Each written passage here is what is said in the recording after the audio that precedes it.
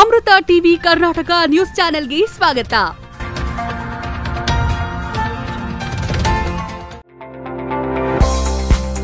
ದಿನಾಂಕ 26/5/2025ರಂದು ನವದೆಹಲಿಯ ಪಂಡಾರ ರಸ್ತೆಯಲ್ಲಿ ನಡೆದ ಬೆಂಗಳೂರು ಗ್ರಾಮಾಂತರ ಲೋಕಸಭಾ ಸಂಸದರಾದ ಪದ್ಮಶ್ರೀ ಪ್ರಶಸ್ತಿ ಪುರಸ್ಕೃತರು ಡಾ ಸಿಎನ್ ಮಂಜುನಾಥ್ರವರ ಸಂಸತ್ ಸದಸ್ಯರ ಅಧಿಕೃತ ನಿವಾಸದ ಪೂಜಾ ಕಾರ್ಯಕ್ರಮದಲ್ಲಿ ಮಾಜಿ ಪ್ರಧಾನಿಗಳು, ರಾಜ್ಯಸಭಾ ಸದಸ್ಯರಾದ ಸನ್ಮಾನ್ಯ ಶ್ರೀ ಎಚ್.ಡಿ. ದೇವೇಗೌಡರು ಭಾಗವಹಿಸಿ ಶುಭ ಕೋರಿದ್ರು.